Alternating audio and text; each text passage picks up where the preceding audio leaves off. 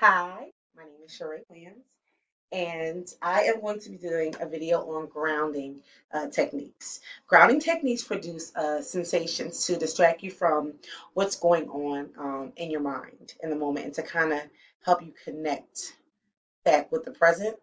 Um, I like to do grounding because it always helps me uh, stabilize my emotions. Because sometimes your rational thinking abilities can go offline, especially when you're going through a lot and have been through trauma. Um, so I'm in my little shoe room. I always come here and I like to meditate in here. I always have my candle and I bring my Hamza hand. It's where I keep my incense because it gives me the smell, the senses. I like to kind of get all my senses activated. Um, so the first grounding technique we are going to do, it's more so within your body. It's you using your awareness of your body without judgment. You're kind of going into yourself, and it really helps you become present. So I want you to just close your eyes. I prefer to close my eyes when I do this. You can leave them open if you want, but close your eyes. And I want you to notice any areas of tension, like any fluttering in your heart. Um, just try to take note of everything in your body. Then take note of your breathing, like how you're breathing, the way you breathe through your nose, the air going in and out of your lungs and out of your nose, how it feels when your diaphragm expands, just the sensation of breathing. Just take that in. You're really aware of that. That's one technique that I use for grounding. Now, another technique that I like to use is the 5, 4, 3, 2, 1 grounding technique. So what it is you got to really take in your surroundings, okay? And you can do this anywhere. It can be in the classroom, in a coffee shop, in the car, a restaurant. You can use it wherever. So what you're gonna do is you're gonna start at 5. You're gonna identify 5 things you can see. So um, you want to name the things. So we can do my UGG boots over there. Um, it could be anything. It could be um, my rug, the wall, the extra fan I have over there in the corner. Um, what you want to do is you want to describe them to yourself. So just describe them to yourself and you want to investigate them. It's kind of like you discovering things for the first time. So you want to kind of like take it in, describe them to yourself, investigate them, and just really, really look at them. The texture, the color.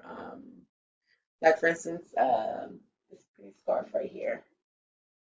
The texture, the color, I'll take it in. Um, and this will pretty much immerse me into the moment. You got to think of this as it's more of a mindfulness activity. And you want to just put them in your mind and discover these things for the first time. Okay. And at 4, you're going to get 4 things you can feel. It could be your clothing on your body, floor, my rug. I feel the floor. If you're sitting in a chair right now, I'm doing this, the chair you're sitting in. 4 things you can feel. Um, let's see. And then 3. We'll go to 3. 3 things that you can actually hear. It could be anything. Like right now, while I'm in here, I can hear birds outside my window. I hear cars going by. And I can hear my daughter's TV in the next room. So those are 3 things right there that I can hear. And then 2, Two things that you can smell. Let's see. Um, I can smell my candle. It's really yummy, soft, floral smell. Or I can smell my incense burning.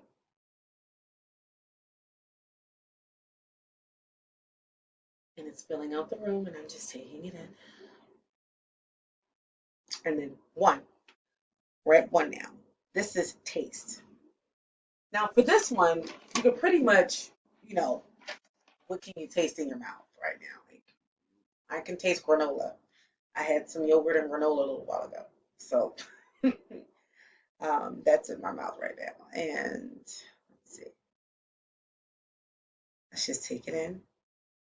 So we have five. The five things you can see, you can see, and then the four things you can feel. I said the rug, my clothing, the floor beneath me,